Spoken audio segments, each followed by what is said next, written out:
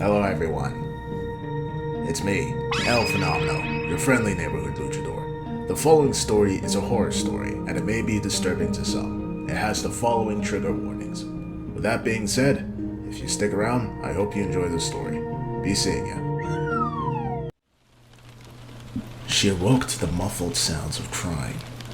Her vision was blurry, and she felt so weak she could barely push herself up from the concrete floor. It took her a moment to realize that she was laying on the ground of her basement, a solitary light bulb flickering above her. She tried to wait for the fog to lift from her brain, but as she did, she heard the crying again. She looked towards its source. She could see a set of stairs leading up to a door, light leaking in through its cracks. She stared at the door as she began to recognize the cries. They were of her baby boy. She tried to rush to the door, but she could only manage a slow limp.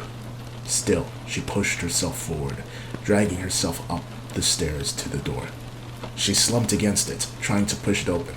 The door rattled, but would not budge. She growled and slumped against it with more force. It rattled again, but stood defiant. She curled her hands into fists, smashing them against the door as she heard her baby boy wail. The door groaned and creaked with each attack, the woman's knuckles getting bloodier with each strike.